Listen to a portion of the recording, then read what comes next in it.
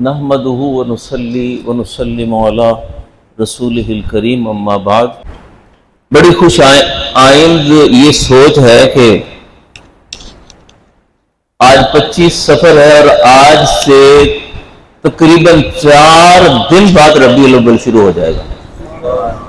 اعلیٰ حضرت عظیم البرکت نے ہمیں سکھایا ہے کہ ربیع الاول کو کیسے منانا ہے اور محبوب صلی اللہ علیہ وسلم کی آمد پر کس طرح ہم نے خوشی اور شکرانے کا اظہار کرنا ہے۔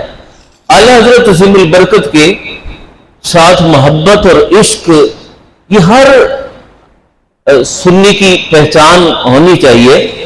میں ایک شخصیت اس کا ذکر کرتا ہوں کہ اعلیٰ حضرت کے جو سچے عاشق تھے ان کو دنیا محدث اعظم پاکستان کے نام سے جانتی ہے۔ مولانا سردار احمد صاحب محدث اعظم پاکستان، یہ اعلیٰ حضرت عظیم البرکت کے سچے عاشق، ایک مقام پایا۔ اور فیصل آباد کے اندر آپ فرماتے ہیں جب ہم فیصل آباد آئے تو اس کے بازار اور گلیاں سنی تھیں، یہاں نبی پاک صلی اللہ علیہ وسلم کے ساتھ اظہار محبت کی کوئی صورت نہیں تھی۔ پھر اللہ تبارک و تعالیٰ نے اپنی رحمت کے ساتھ اعلیٰ حضرت عظیم البرکت کے تربیت یافتہ اور فیض یافتہ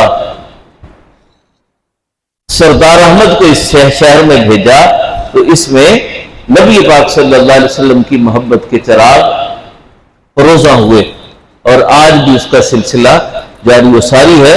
تو انشاءاللہ العزیز ہم نے ربیع الاول کے ماہ نور کے مبارک سلسلے کی طرف بڑھنا ہے، اعلیٰ حضرت عظیم البرکت کا دل میں پیار لے کے اور ان کی شمع جو انہوں نے جلائی ہے بالخصوص بر صغیر پاک و ہند کے مسلمانوں کے سینوں کے اندر، اسی کے روشنی میں ہم نے اپنے پیارے نبی صلی اللہ علیہ وسلم کے میلاد کے اہتمام کرنے ہیں انشاءاللہ العزیز۔ دوستو، بعض شخصیتیں، مقتدر شخصیتیں ایسی بھی ہوتی ہیں کہ جن کے صفاتی نام وہ اتنے مشہور و معروف ہو جاتے ہیں کہ ان کا ذاتی نام اس کو بہت کم لوگ جانتے ہیں۔ میں ایک مثال دیتا ہوں، مثال سمجھنے کے لیے ہوتی ہے۔ ہمارے خطے کی ایک بہت بڑی صوفیاء کی فہرست میں، اولیاء کی صف میں ایک بہت بڑا نام ہے، ان کا اصل نام ہے علی بن عثمان، مگر دنیا ان کو ان کے صفاتی نام سے جانتی ہے اور ان کا صفاتی نام ہے داتا گنج بخش۔ کیا نام ہے؟ ابھی چند دن پہلے اعلیٰ داتا حضور کا عرس گزرا ہے، 19 صفر المظفر آپ کا یوم وصال ہے۔ علی بن عثمان اصل نام اور داتا صاحب یا داتا گنج بخش آپ کا صفاتی نام۔ صفاتی نام اتنا معروف ہوا کہ اصل نام کم لوگ جانتے ہیں اور صفاتی نام آپ کی پہچان بن گیا۔ بالکل اسی طرح آج جس شخصیت کی حضور ہم خراج عقیدت پیش کر رہے ہیں، آپ کا اصل نام جو پیدائشی آپ کا نام آپ کے اہل خانہ نے رکھا ہے وہ ہے محمد۔ آپ کا پیدائشی نام کیا ہے؟ محمد، لیکن دنیا آپ کو اعلیٰ حضرت کے نام سے پہچانتی ہے، یہ آپ کا صفاتی نام ہے۔ ذاتی نام محمد ہے۔ آپ کا خاندان ایک علمی خاندان تھا، آپ کے دادا مولانا رضا علی خان رحمۃ اللہ علیہ اور آپ کے والد محترم جن کو رئیس المتکلمین کہتے تھے، والد محترم بہت بڑی علمی شخصیت تھے۔ اعلیٰ حضرت نے جتنا علم حاصل کیا ہے نا اس میں سے زیادہ تر آپ نے اپنے والد محترم سے علم حاصل کیا ہے۔ آپ کے دادا جان کا نام ہے رضا علی خان۔ دادا جان نے اپنے بیٹے کو احمد رضا کہہ کے پکارا۔ کیا کہہ کے پکارا؟ میں نے عرض کیا کہ آپ کا پیدائشی نام محمد رکھا گیا ہے، آپ کا اصل نام یہی ہے۔ دادا جان نے احمد رضا کہہ کے پکارا، آپ کو یہ نام بڑا پسند آیا، آپ نے اسی نام کو استعمال کرنا شروع کیا۔ پھر آپ نے خود جب بڑے ہوئے تو آپ نے، چونکہ آپ کی شخصیت اللہ رب العزت کی خاص مہربانی تھی آپ پر کہ بہت چھوٹی عمر میں اللہ رب العزت نے آپ کو صلاحیتیں دی تھی. آپ نے صرف 4 سال کی عمر میں ناظرہ قرآن پڑھ لیا تھا. دیکھیے 4 سال کی عمر وہ ہے جس میں عام طور پہ ہمارے بچے جو نا ان کو قاعدہ پکڑنے کا شعور نہیں ہوتا، لیکن اعلی حضرت نے قرآن مجید مکمل کر لیا تھا. یہ خدا داد صلاحیتیں تھیں. تو آپ نے اپنے نام کے ساتھ عبد المصطفیٰ کا اضافہ خود فرمایا. یاد رکھیں یہاں عبد کا معنی اسی طرح ہے جس طرح غلام، عبد کا معنی غلام ہے، یعنی غلام مصطفیٰ کہہ لیں یا عبد المصطفیٰ کہہ لیں ایک ہی چیز ہے، ایک ہی معنی کے لیے استعمال ہوتے. تو آپ نے اپنے نام کے ساتھ اپنے کلام کے اندر آپ نے اس کا ذکر بھی کیا ہے. آپ لکھتے ہیں کہ خوف نہ رکھ رضا ذرا، تو ہے عبد مصطفیٰ، تیرے لیے امان ہے، تیرے لیے امان ہے. اعلیٰ حضرت عظیم البرکت نے آپ کی عمر تقریباً 14.25 سال کی تھی جب آپ نے اس وقت کے مروجہ دینی علوم سارے مکمل پڑھ لیے تھے. کتنی عمر تھی؟ 14.25 سال تقریباً. مروجہ جتنا دینی علم تھا اس زمانے میں جو پڑھایا جاتا تھا، آج بھی پڑھا جاتا ہے، درس نظامی ہے، اس کی تحصیل آپ نے کی، مکمل کیا. اور میں نے ابھی عرض کیا کہ آپ کے والد بھی عالم دین، آپ کے دادا بھی عالم دین، علمی گھرانہ تھا جس کے آپ کے چشم چراغ ہیں. تو اعلیٰ حضرت عظیم البرکت نے جب اپنے علوم مکمل کر لیے، آپ کے والد محترم شاہ رضا علی خان رحمت اللہ تعالی علیہ،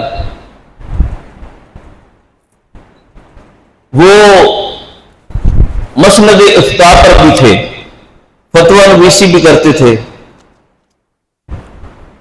آپ کے والد محترم مولانا نقی علی خان، رضا علی خان آپ کے دادا جان کا اس میں گرامی ہے، نقی علی خان آپ کے والد محترم اس وقت کے مفتی بھی تھے. جس دن اعلیٰ حضرت عظیم البرکت نے فارغ ہوئے، اپنا علمی سفر آپ نے مکمل کیا، جس دن آپ کی دستار فضیلت ہوئی، اسی دن آپ کے والد محترم کے پاس ایک فتویٰ، چونکہ مفتی تھے، لوگ فتاویٰ کے لیے سوالات آپ کی خدمت میں لاتے تھے. آپ نے آنے والا سوال وہ رضاعت کے موضوع پر تھا کہ دودھ پلانا بچوں کو رضاعت کب ثابت ہوتی ہے، کب نہیں ثابت ہوتی، اس کے موضوع پر مسئلہ پوچھا گیا تھا. آپ کے والد محترم جو مفتی وقت ہیں شاہ نقی علی خان، ان کے پاس یہ فتویٰ استفتاء سوال پوچھنے کے لیے پیش کیا گیا. آپ نے وہ سوال اپنے بیٹے احمد رضا کے سامنے رکھا اور فرمایا کہ بیٹا آپ اس سوال کو پڑھو اور اس کا جواب لکھ کے دو. اللہ اکبر. آپ نے قلم اٹھایا، والد محترم کا حکم تھا، اور پھر آپ نے قرآن و حدیث کے دلائل کے ساتھ اس پوچھے گئے سوال کا اتنا متشفی اور اتنا مفصل جواب لکھا. اور والد محترم نے فرمایا تھا کہ بیٹا اس کا جواب لکھنے کے بعد مجھے دکھانا، پھر سائل کو دینا. تو والد محترم کی خدمت میں لے کے آئے. اللہ اکبر. والد محترم نے جب اس کا جواب پڑھا، یہ فتویٰ تھا جو حضرت نے لکھا، 14.25 سال کی عمر میں پہلا فتویٰ آپ نے تحریر کیا رضاعت کے موضوع پر. والد محترم کے پاس آیا تھا، ان کے حکم سے اعلیٰ حضرت نے اس کا جواب لکھا. اتنا مستند جواب تھا، قرآن و حدیث کے اتنے دلائل اس کے ساتھ اعلیٰ حضرت نے لکھے تھے کہ آپ کے والد محترم فرط محبت سے اٹھ کے کھڑے ہو گئے اور بیٹے کی پیشانی کو بوسہ دیا اور اس کو اپنے سینے سے لگایا اور اس کا بازو پکڑ کے فرمایا، بیٹا احمد رضا، آج سے تیرا باپ فتویٰ نشینی کی مسند تیرے لیے خالی کرتا ہے. یعنی 14.25 سال کی عمر میں آپ نے فتویٰ لکھنا شروع کر دیا. اللہ اکبر. اعلیٰ حضرت عظیم البرکت کے جو علمی شاہکار ہیں ان میں سے ایک علمی شاہکار فتاوی رضویہ بھی ہے. فقہ حنفی کا انسائکلوپیڈیا ہے جس کے اندر مسائل ہیں ہزاروں. لاکھوں سوالات جو آپ سے پوچھے گئے، اللہ اکبر، آج بھی اپنے تو اپنے غیر بھی اس چیز کا اعتراف کرتے ہیں کہ اعلیٰ حضرت عظیم البرکت نے جتنے فتاوی آپ کے پاس آئے اور ان کے آپ نے جتنے تفصیلی جواب قرآن و حدیث کی روشنی میں دیے، کسی بھی مسلک کے کسی مفتی کے فتاوی اس کے برابر نہیں پہنچتے۔ اعلیٰ حضرت عظیم البرکت رحمت اللہ علیہ آپ ایک ہمہ جہد شخصیت تھے۔ آپ نے ترجمہ قرآن لکھا، اس کا نام رکھا کنز الایمان۔ کیا نام ہے؟ اعلیٰ حضرت کے ترجمے کا نام ہے کنز الایمان، ایمان کا خزانہ، ایمان کا۔ دوستو، ایک مسلمان، ایک مومن کے پاس سب سے قیمتی چیز اور اس کا قیمتی اثاثہ اس کا ایمان ہے۔ اعلیٰ حضرت عظیم البرکت نے جو ترجمہ قرآن لکھا ہے، سچی بات یہ ہے کہ اس ترجمہ قرآن کا یہ خاصہ ہے کہ اس کو جب ہم پڑھتے ہیں تو ہمارا ایمان محفوظ رہتا ہے، ہمارے عقائد محفوظ رہتے ہیں۔ اعلیٰ حضرت عظیم البرکت کی مقتدر ہمہ جہت شخصیت جو ہے، اس کو کس زاویے سے ہم دیکھیں۔ اعلیٰ حضرت کے متعلق میں نے ایک دو چیزیں نوٹ کی ہیں۔ آپ 14ویں صدی کے مجدد ہیں، مجدد بھی ہیں۔ مجدد ایک صدی کے بعد پیدا ہوتا ہے جو دین کی تجدید کرتا ہے۔ آپ مجتہد بھی ہیں، مجتہد اجتہاد کرتا ہے قرآن و حدیث کی روشنی میں۔ کوئی ایسا مسئلہ اس کا قرآن سے اور حدیث سے واضح طور پہ ہمیں جواب نہیں ملتا، تو پھر اجتہاد کرنے کی جس کے اندر اللہ نے صلاحیت رکھی ہے، وہ قرآن و حدیث کی روشنی میں اجتہاد کے ذریعے سے اس مسئلے کا حل نکال کے امت کو دیتا ہے۔ آپ مجتہد بھی ہیں، آپ مفتی بھی ہیں، آپ قرآن کے مترجم اور مفسر بھی ہیں، آپ کثیر التعداد مصنف، کثیر التعداد کتابوں کے مصنف بھی ہیں۔ میں نے ابھی عرض کیا کہ آپ نے 1000 سے زیادہ کتابیں تصنیف فرمائی۔ اعلیٰ حضرت کی سیرت کی جب خوبیاں ہم دیکھتے ہیں، اعلیٰ حضرت کو اللہ رب العزت نے صلاحیت دی تھی، آپ کے پاس سوالات آتے تھے۔ اب آپ کا خاصہ اس میں یہ ہے کہ سوال جس زبان میں پوچھا جاتا اسی زبان میں آپ کا اس کو جواب دیتے تھے، جو انداز ہوتا تھا اسی انداز میں اس کا جواب دیا جاتا تھا۔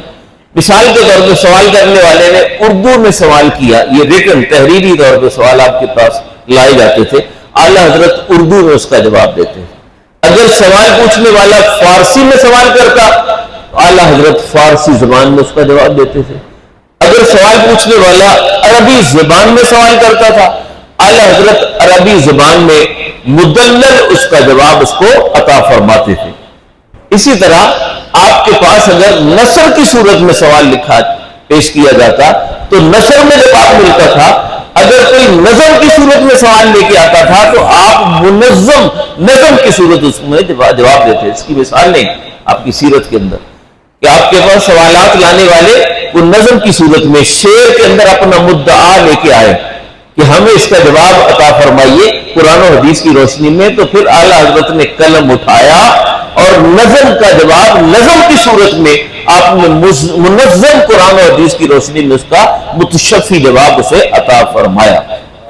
اعلیٰ حضرت عظیم البرکت کا ایک خاصہ یہ بھی تھا، کیونکہ آپ کو قرآن و حدیث پر اور شریعت پر اور فقہ حنفی پر مکمل دسترس حاصل تھی اللہ کی عطا سے، تو آپ کے سامنے اگر کوئی فعلاً یا قولاً کسی ایسی چیز کا مرتکب ہوتا جس کو شریعت ناپسند کرتی ہے تو اعلیٰ حضرت فوراً اس کی گرفت فرماتے تھے اور اصلاح بھی کرتے تھے کہ تمہارے اس قول کے اندر شریعت کے منافی یہ بات ہے، اس کی اصلاح کی ضرورت ہے، یا تمہاری اس فعل کے اندر اصلاح کی حاجت ہے جو شریعت سے اور شریعت کے احکامات سے ٹکراتا ہے۔ اعلیٰ حضرت گرفت بھی فرماتے تھے اور اس کی اصلاح بھی فرماتے تھے۔ میں اس کی مثال دیتا ہوں، میری نظر سے گزرا اعلیٰ حضرت کی سیرت کے اندر کہ کسی نے اعلیٰ حضرت کے سامنے یہ شعر پڑھا کہ شان یوسف جو گھٹی ہے تو اسی در سے گھٹی، یعنی کہنے والا اس کا مدعا اور مقصد یہ تھا کہ حضرت سیدنا یوسف علیہ السلام اللہ کے نبی ہیں، ان کا مرتبہ مقام اور ان کا حسن اور جمال، اس کی شان یہ ہے کہ جو اس کے سامنے آتا ہے وہ مات دکھائی دیتا ہے۔ کوئی بھی حضرت سیدنا یوسف علیہ السلام کی شان کو اس پر غلبہ پانے والا نہیں ہے۔ حضرت یوسف علیہ السلام ہی غالب دکھائی دیتے ہیں۔ آپ کا حسن و جمال دیکھیے، آپ کی نبوت کی شان دیکھیے، لیکن ہمارے نبی امام الانبیاء صلی اللہ علیہ وسلم کا مرتبہ اتنا بلند اور عرفہ ہے کہ اس شاعر نے کہا کہ اگر یوسف علیہ السلام کی شان ہم نے کسی دروازے پہ آ کے گھٹتی دیکھی ہے تو وہ ہمارے نبی کا دروازہ ہے، کہ ہمارے نبی کی شان بڑا اور رفع ہے کہ اگر یوسف علیہ السلام جن کی شان بڑھتی زمانہ دیکھتا ہے اگر گھٹی ہے تو نبی پاک صلی اللہ تعالی علیہ وسلم کے روبرو آ کے گھٹی ہے۔ شاعر نے کیا لکھا؟ شان یوسف جو گھٹی ہے تو اسی در سے گھٹی۔ اعلی حضرت نے فوراً اس پر گرفت فرمائی۔ آپ نے فرمایا ایسا نہیں ہے، یاد رکھو ہمارے پیارے نبی امام الانبیاء صلی اللہ تعالی علیہ وسلم اس دنیا میں کسی کی شان گھٹانے کے لیے نہیں آئے۔ حضرت یوسف تو اللہ کے نبی ہیں علیہ السلام، ہمارے پیارے نبی صلی اللہ علیہ وسلم شان گھٹانے کے لیے نہیں آئے۔ رحمت عالم صلی اللہ تعالی علیہ وسلم اللہ کی اطاعت سے شانوں کو بڑھانے کے لیے آئے ہیں۔ اللہ اکبر۔ تو اللہ حضرت عظیم البرکت نے گرفت بھی کی، چونکہ یہ خلاف شرع بات تھی کہ حضرت سیدنا یوسف علیہ السلام بھی اللہ کے نبی ہیں، ان کا بھی مقام ہے۔ اعلی حضرت عظیم البرکت کا یہ خاصہ ہے، یہ آپ کی احتیاط ہے جس کا آپ نے اپنے ترجمہ قرآن کنز الایمان میں ہر مقام پر خیال رکھا ہے، احتیاط کا دامن نہیں چھوڑا۔ نبی پاک صلی اللہ علیہ وسلم کی شان میں، اللہ والوں کی شان میں محتاط کلمات اور الفاظ کا چناؤ اور استعمال اعلی حضرت عظیم البرکت نے کیا۔ تو اس شعر کے اس مصرے کو اعلی حضرت نے یوں درست کیا۔ آپ نے فرمایا کہ تم پڑھتے ہو شان یوسف جو گھٹی ہے تو اسی در سے گھٹی، فرمایا ایسا نہیں ہے بلکہ یوں پڑھو کہ شان یوسف جو بڑی ہے تو اسی در سے بڑی۔ کہ ہمارے پیارے نبی صلی اللہ تعالی علیہ وسلم تو شانیں بڑھاتے ہیں، حضور کے دروازے سے تو رفعتیں ملتی ہیں، درجات میں بلندی ہوتی ہے۔ اللہ اکبر۔ اسی طرح ایک اور مثال شاعری کے حوالے سے، نبی پاک صلی اللہ علیہ وسلم کا روضہ منور مدینہ طیبہ، یہ پہلے زمانے میں، آج تو مسجد نبوی شریف بڑی وسیع ہو گئی، حرم نبوی میں لاکھوں لوگ سما جاتے ہیں ایک وقت میں۔ اس وقت مسجد نبوی شریف گنبد خضرا کے سامنے باب جبریل کی طرف کچھ کھجوروں کے درخت تھے۔ یہ بڑی پرانی بات ہے، شاعر نے اس کی منظر کشی کی ہے اپنے شعر کے اندر۔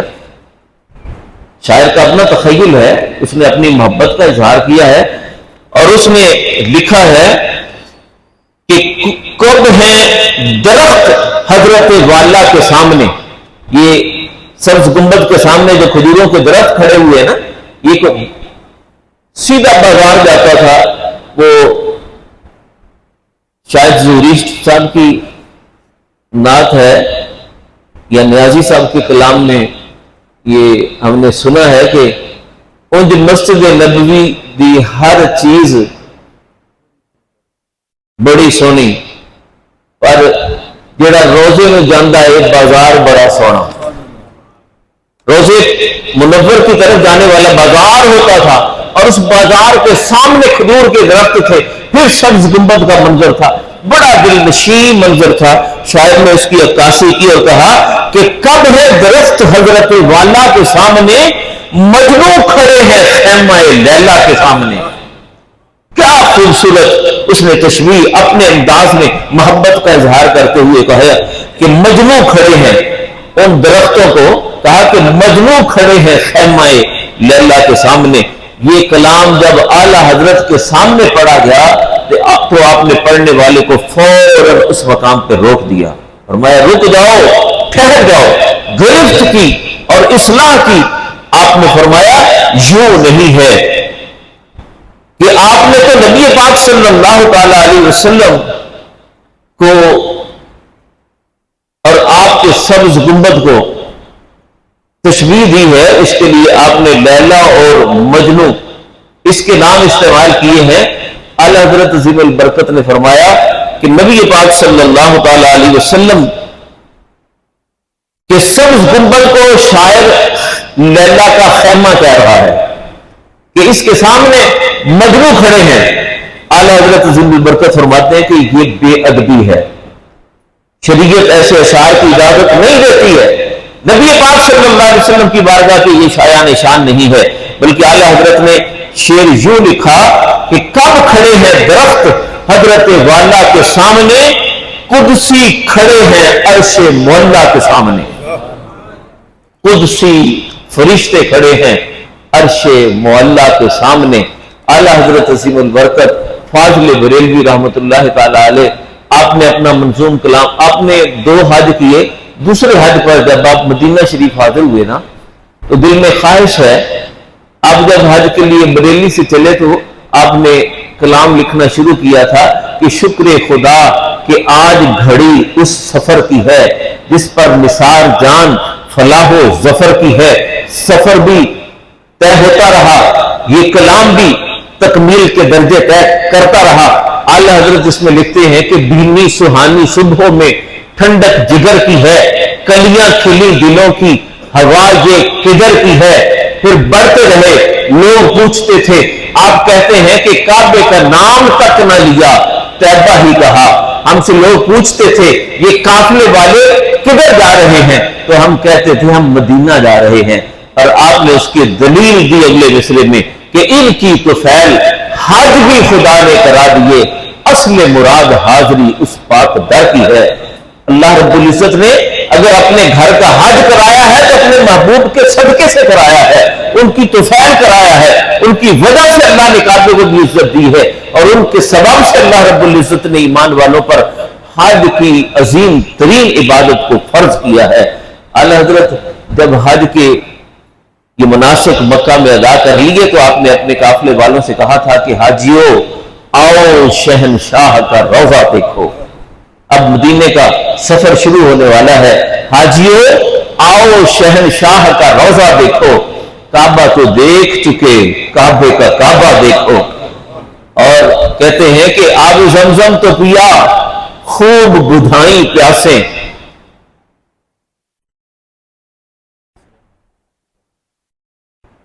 محبوب صلی اللہ علیہ وسلم کی بارگاہ سے جو آب کوثر کی صورت میں خیرات مل رہی ہے اس کی طرف بڑھو۔ اعلی حضرت نے یہ ایک تقابلی گویا جائزہ تھا، ایک عاشق تھا اور دعوت دینے کا انفرادی انداز تھا، آخر میں کہا کہ غور سے سن تو رضا، کعبہ سے آتی ہے صدا، میری آنکھوں سے میرے پیارے کا روضہ دیکھو۔ پھر اعلی حضرت عظیم البرکت جب دوسرا حج مکمل کرنے کے بعد مدینہ طیبہ بارگاہ رسالت مآب صلی اللہ تعالی علیہ وآلہ وسلم میں حاضر ہوئے تو اعلی حضرت عظیم البرکت نے نبی پاک صلی اللہ علیہ وسلم کی خدمت میں ایک سوال کیا، التجا پیش کی۔ اللہ اکبر! دیکھیں مانگنے والا کون ہے، یہ بریلی سے چل کے آئے ہیں اور عرض کرتے ہیں کہ یا رسول اللہ، میں بریلی میں بھی حضور کی بارگاہ میں آنے والے خوش نصیب زائرین کے ذریعے سلام بھیجا کرتا تھا، حضور میرے سلام کو قبول فرماتے تھے، آج میں بنفس نفیس آقا کی عطا سے اللہ کی رحمت سے حضور کی بارگاہ میں حاضر ہوں، اب میں چاہتا ہوں کہ حضور مجھے ظاہری آنکھوں سے اپنا دیدار عطا کر دیں، اپنے دیدار سے نوازیں۔ وہ سوئے لالا زار پھرتے ہیں، تیرے دن اے بہار پھرتے ہیں، جو تیرے در سے یار پھرتے ہیں، در بدر یوں ہی خار پھرتے ہیں، اور اس گلی کا گدا ہوں میں جس میں مانگتے تاجدار پھرتے ہیں۔ یہ کہنے کے بعد اعلیٰ حضرت عرض پیش کرتے رہے، حضور مجھے اپنا دیدار عطا کر دیجئے۔ رحمت عالم صلی اللہ علیہ وسلم کو اپنے اس عاشق صادق کی اس التجا پہ ترس آیا، پھر لجپال نے کرم کریم فرمایا اور محبوب صلی اللہ علیہ وسلم نے اعلی حضرت کو جاگتی آنکھوں سے اپنا دیدار عطا فرمایا، جاگتی آنکھوں سے دیدار عطا فرمایا۔